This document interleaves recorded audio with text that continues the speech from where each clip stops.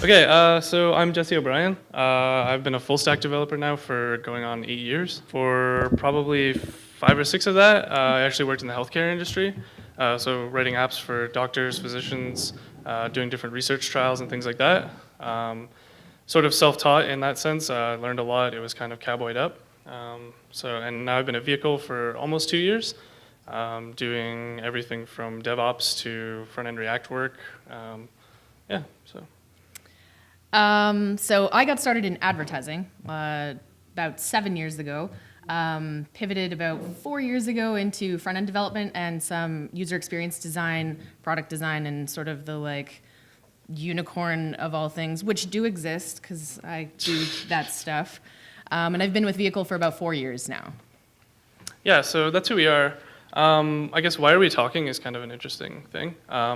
So our experiences and what we've learned over the last 2 years, or that we've both learned over the last 2 years in Vehicle, have sort of lent us to a lot of successes, a few failures, and sort of a lot of learning along the way. So we kind of wanted to share that with the rest of you. So the processes that we use are along the lines of Agile, but we don't follow it like a Bible. Ironically, it's Agile, which is convenient. So what you take from this is use what works, toss what doesn't, and iterate on it.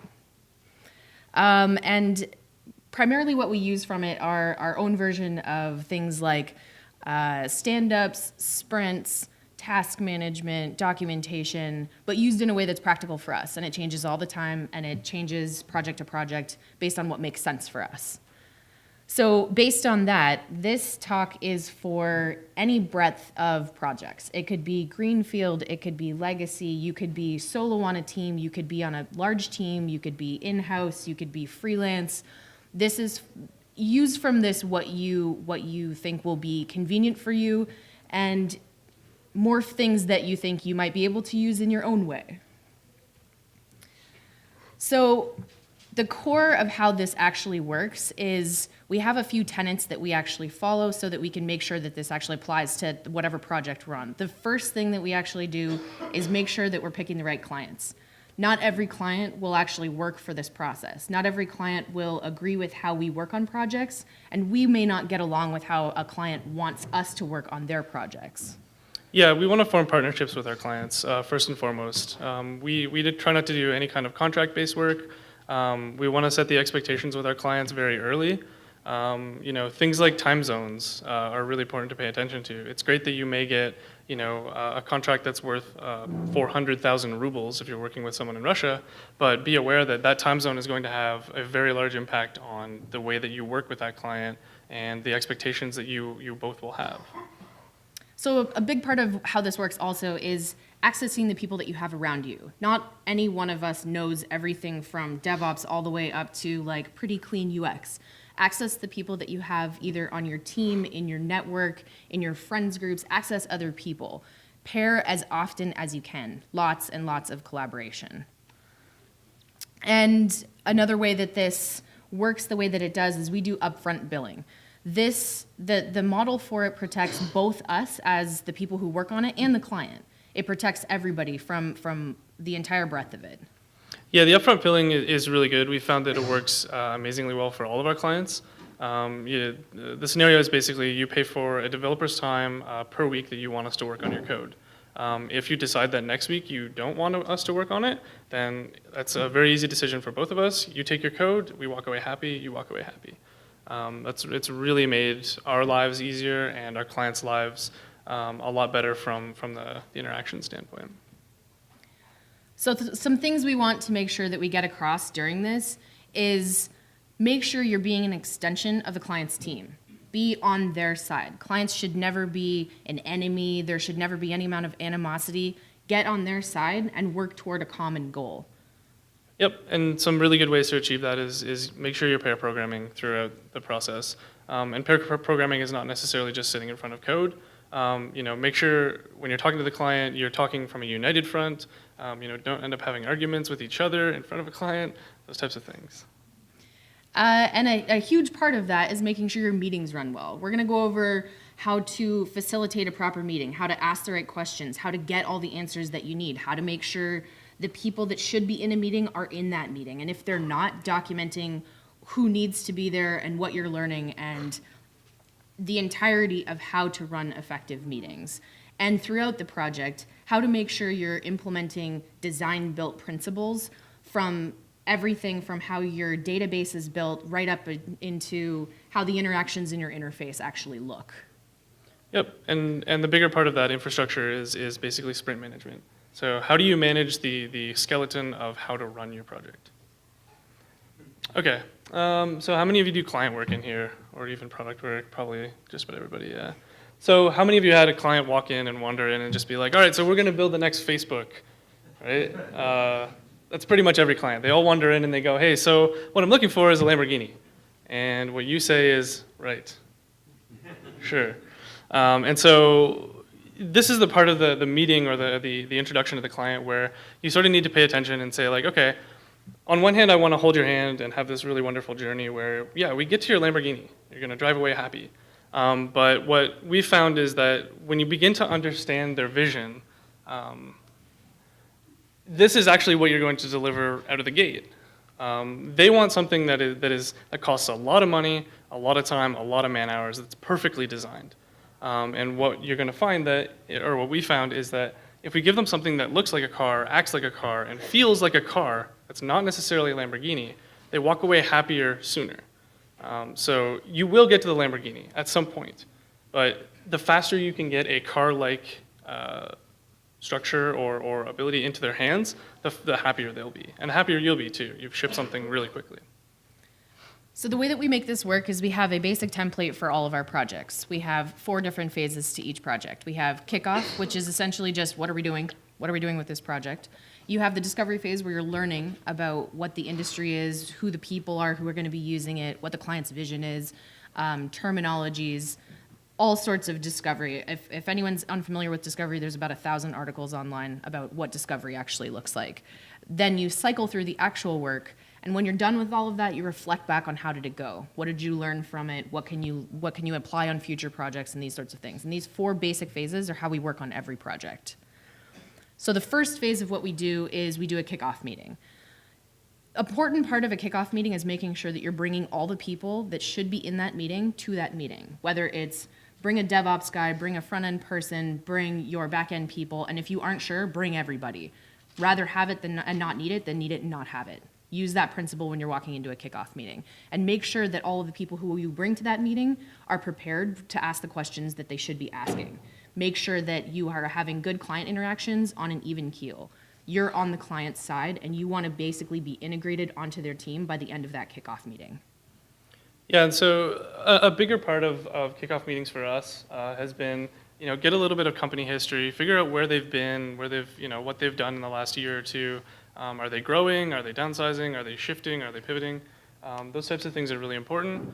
And domain knowledge is also really important. How many people understand what I'm saying when I say domain knowledge? Hoping most people.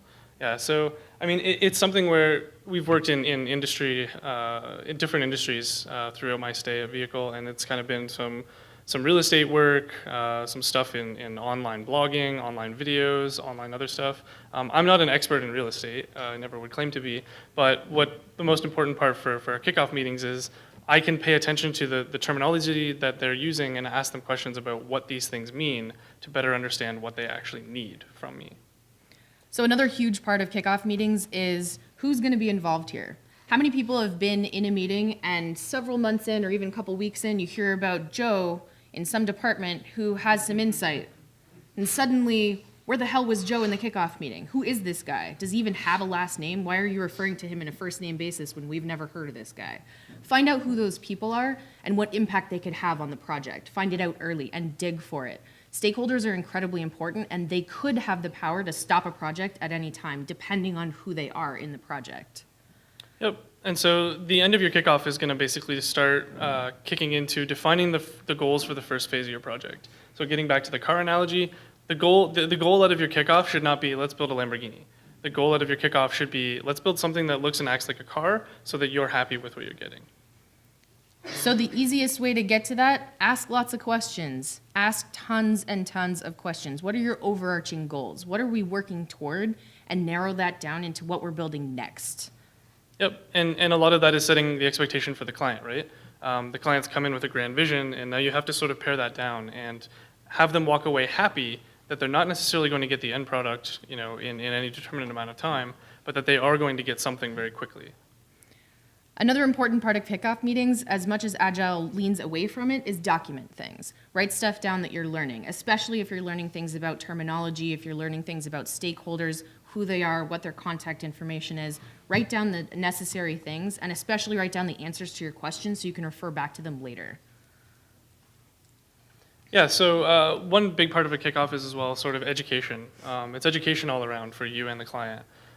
So ideally, the best place to start is how are you going to run the project? Set some expectations for when you're going to do stand-ups with the client. Set some expectations when you're going to have a demo with them. Are you going to do weekly demos? Are you going to do monthly demos?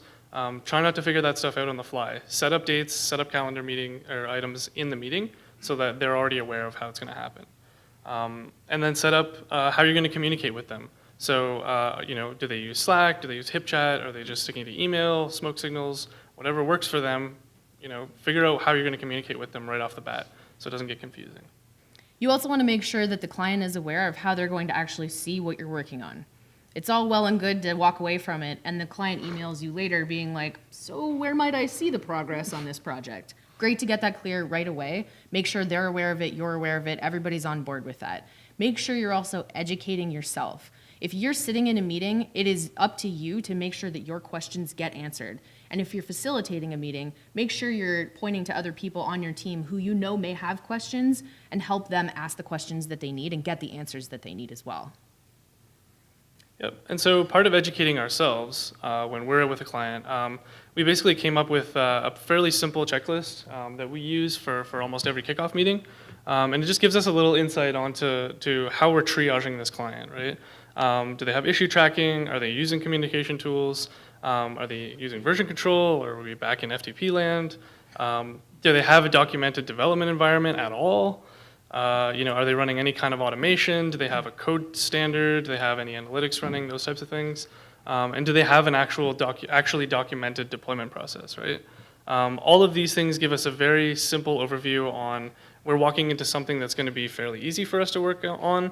And it also gives us the ability to sort of really quickly estimate, well, this may be a 2-month project, or look, you don't have a deployment process, you don't have a dev environment, you don't have version control, so this is likely going to be a longer engagement with you because we have a lot of fixing to do. How many people in here have ever been in a meeting? Perfect. Meetings are inevitable. Whether you want to or not, inevitably you have to sit in a meeting. An important part of having a meeting and having a meeting run well is having a schedule, have a point to the meeting. How many people in here have been in a meeting and you all walk out being like, shit. No idea what it is you were supposed to take away from that meeting. Nobody wrote anything down and everyone's looking at each other being like, I thought you were taking notes. I wasn't, I was on Twitter. Like, it happens. Have an intent, have a goal in mind, write down the stuff that you need to have answers to so you can refer to it later, as we talked about earlier. Keep asking whys. There's this concept called 5 whys. The point of the 5 whys is to get beyond symptoms. Usually when someone's answering a question about what the problem is they're having, they'll tell you about a symptom. My computer keeps blue screening. Why? Well, looks like I have a graphics problem. Why? The GPU needs to be updated. I guess my drivers are kind of garbage. Why? You get the idea. Ask beyond the symptoms. Get to the answers that you actually need. Another huge part of running an effective meeting is learning how to say no. You are a part of that client's team. You are a professional. Learn how to say no. Saying no is a part of actually doing this job and doing it well. If you're saying yes and you know better, you're not doing your job. You're also not being a team player. Not going to go too crazy into this because thankfully we have a talk after lunch about saying no, which is fantastic. It's really good. Yes. I'm super excited about it. Yeah. So after we've done our kickoff, we try to figure out as much as we can about our client, their history, and those types of things, document a lot of the domain knowledge. That's when we sort of separate from the client and say, like, all right, we think we have enough from you. Get a hold of their code base, get a hold of anything, any kind of infrastructure you need access to, and then start the discovery phase. So again, you want to get as deep as you can into the domain knowledge. If you're working with real estate agents, make sure that you understand what a property means to a real estate agent. Make sure you understand what agent even means. Make sure you understand what, the parts of their domain that are important to them. And when you're doing that kind of domain discovery, make sure you're pairing with your team members. Don't have one guy doing the research about what these terms mean and then try and bring them back to the rest of the team later. It's not going to work. So get everybody in the same room, throw things on a whiteboard, talk about it, get everyone involved. Like I said, you want to get into their code base, start discovering, what does it look like? Are there tests? Are there no tests? Is it clean code? Is it dirty code? Is it, what do we need to do to get started? And then we actually have sort of a more involved checklist that we should probably publish somewhere. That sort of, it's beyond the initial just, 5 things that we need. It goes into, what does their linting setup look like? Do we need to set up a linter? And sort of fairly deep there. Discovery is also where you start looking at implementations. You work with the other people on your team who are from whatever disciplines are necessary on the project, and you start looking at what libraries do we want to bring into this? What frameworks are we looking at here? What design patterns currently exist or should exist in the project that we're doing? Work with the other people that you have access to and come to common ground on this. And make sure during this entire thing you're also talking to your client. This is the most important time where you're going to be building the trust for your client. You're going to be doing user research into who the people are who are going to be using the application or the site or whatever it is that you're building. There are humans at the end of this. Make sure your client is aware that you are on their side while you're also solving their real problems. You're going to be doing data groups for things that are common, building those out, validating those with your client as well as doing market research and simple things like user flows. User flows are the idea that you have a certain amount of information that you've worked together with the client to discover, and you put it up somewhere to have a visual for the client to see that you're understanding what their problems are and how to solve those problems. If you can, get them into a room with a whiteboard and work with them on building these things. Make sure the developers, the designers, the client, anyone who has an opinion on this is involved, and get it ironed out early on. This is going to save you a ton of time, and it's going to build a lot of trust with your client. Yeah, these types of things really show that deep understanding, right? Is if you can get those stickies on a whiteboard, you can sort of walk through it with the client and say, so what I'm seeing is that a user does this, and then they do this, and then they do this. And it's very easy for the client to say, no, that's not actually how it's laid out, or that's not how it's supposed to be laid out, in a very nice visual way.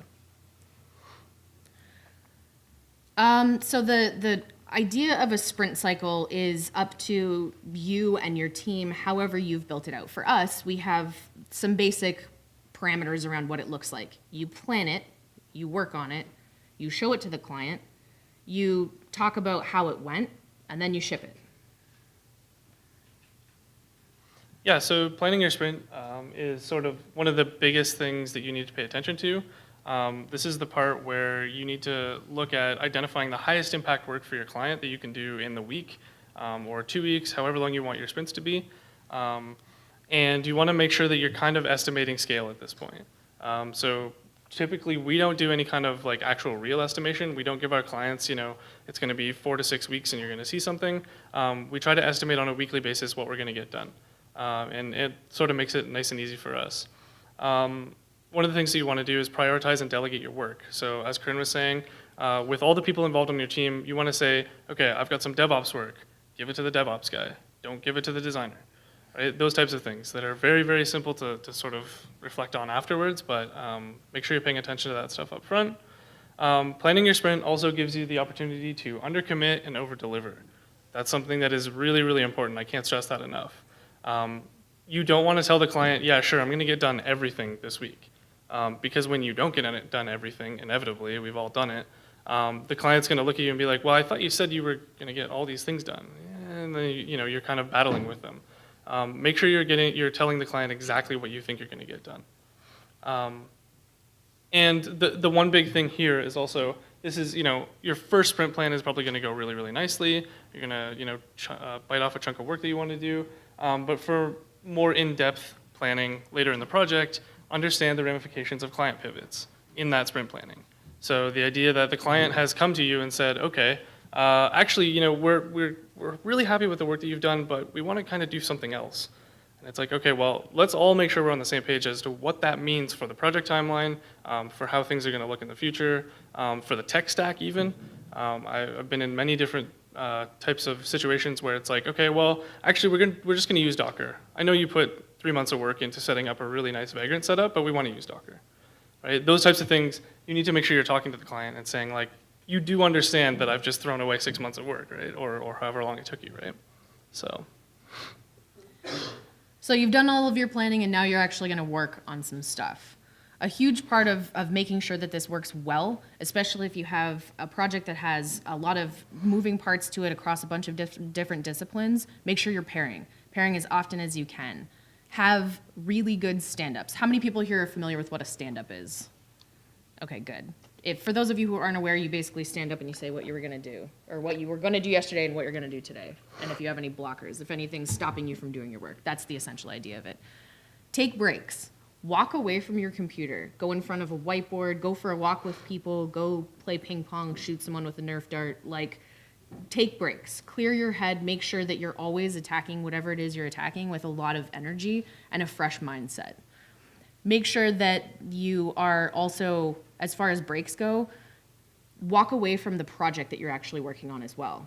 Often we'll end up in a situation where we're bashing our head against some kind of problem. We've all been there. Either rubber duck about it or walk away from it for a while. As much as you don't want to and you want to just sit there pounding away at it, walk away from it. It will help you.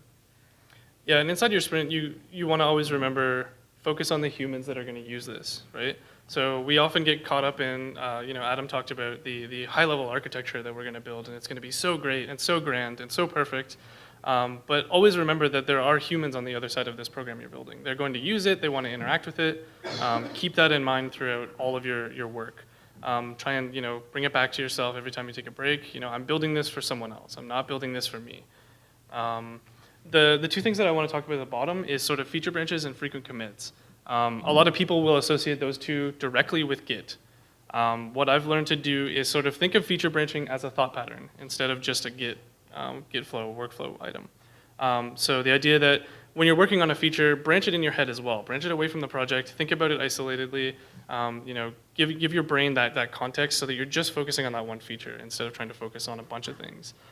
Same thing with the frequent commits. As much as you should be frequently committing in Git, frequently commit things in your head while you're wandering throughout the project. If you're getting new domain knowledge from the client, commit that in your head. Take a moment to say, okay, agent means this, and I understand that.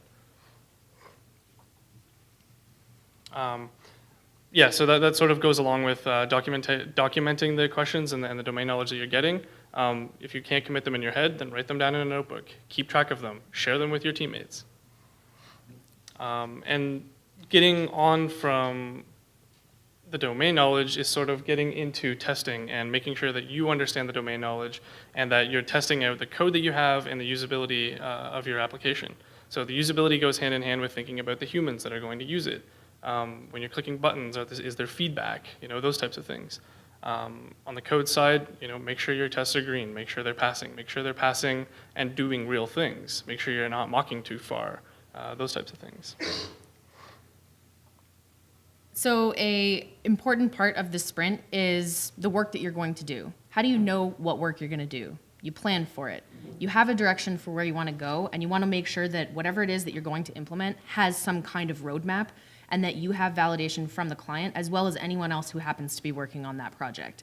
You want to attack any sort of problem that you're having with a solid idea of how you're actually going to do it. And this gets into applying design-built principles into everything that you're going to build. Now, this specific example gets into wireframing, talking about smart, cost-effective, easy, quick ways to make sure that you're actually building something that makes sense. Are you solving a real problem? Go through a whole bunch of different options for solutions on a whiteboard, erase all of them, and start over. Do as many of these as you can with the people around you, especially if you're front-end working with a developer or a developer who wants to know, how should I implement this UI piece? Because for whatever reason, the client seems to think I'm really good with UI. Probably happens to a lot of developers. Work with people around you who can give you some insight as to what this may look like. Get in front of a whiteboard. Do it on a piece of paper. Use graph paper, stickies, draw on the back of someone's head. Get in front of something that will give you some kind of perspective. And get feedback from the client at this stage. This is a cheap way to put an idea in front of a client and walk them through it. Does this make sense? If a user clicks on this, this is the validation error that they get, and here's what the action is that the user can take. Does this make sense? Get early, quick, cheap, effective feedback as often as possible in every single sprint. And then once you have actually implemented the things that you're going to implement, now you get to demo. You get to show off all these things, and hopefully after you've revisited the plan for what you told the client you were going to deliver, you've actually delivered it. Yeah, and you want to gather a lot of feedback from your client while you're doing demos. Make sure you're writing down the things that they're talking about. If you can, try and record what's going on with your client, like having like a nice video recording of how they're using the program, how you thought they were going to use it versus how they're actually using it. Those types of things are really, really good.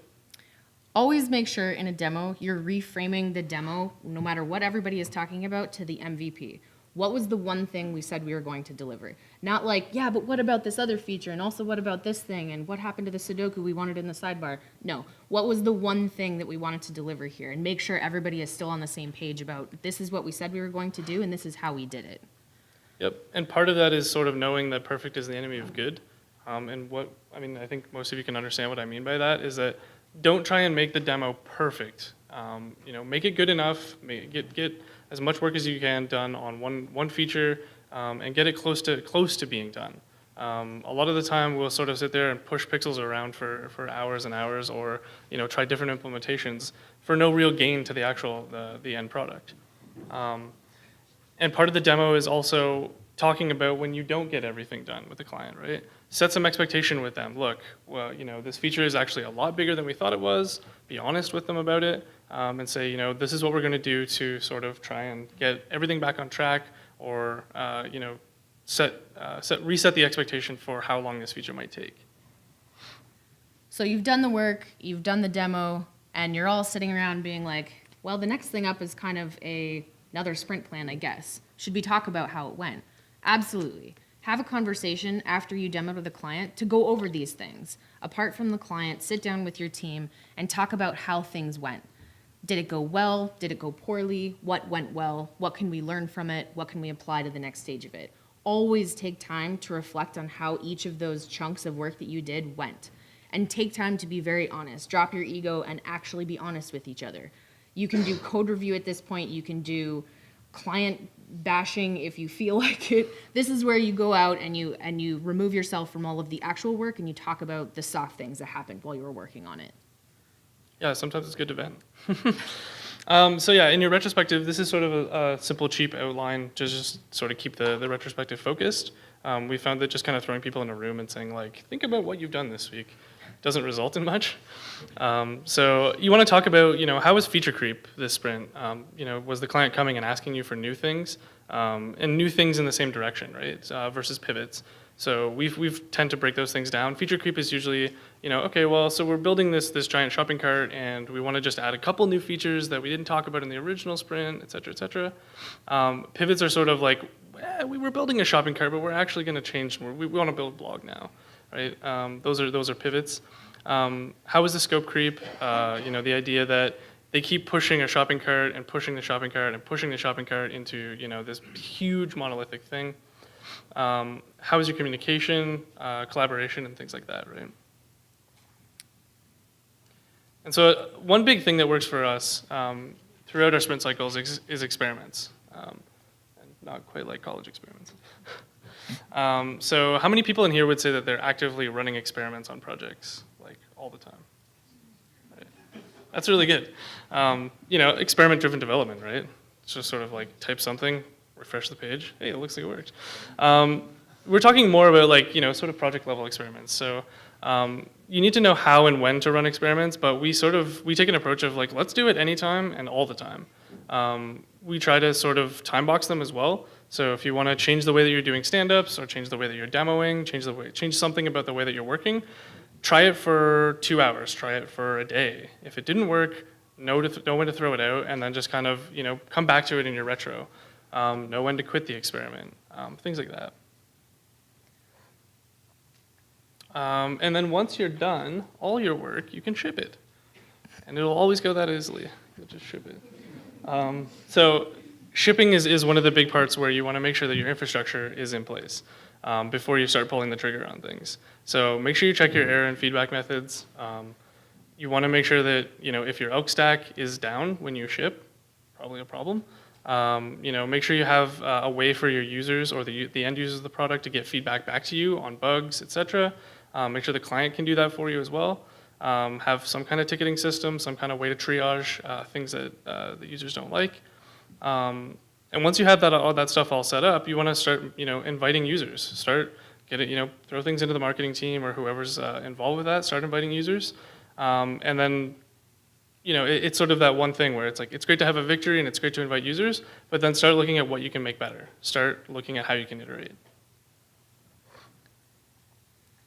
So the core ideas of a utopian project, and hopefully what you can take away from this, are you have planning, you have structure, you have communication, and you have collaboration. Those are the 4 pillars of it. As long as you're covering your ass on all of those areas, you're fine. And you'll start making improvements on your projects immediately. Yep. So you should now be able to work collaboratively, pair program, manage meetings, design and build products, and manage sprints. Realistically, though, all of this stuff comes down to people, right? We work together with other humans. So a lot of this stuff is, we found with some of our clients, we get a lot of animosity and those types of things when we're not treating them like humans, or we're not interacting with them as partners. So those are the things we want to emphasize, is sort of make sure you're working collaboratively with each other, make sure you're taking the time to plan things properly and appropriately. Those types of things really will make your workday, in and out, all the much better. Thanks.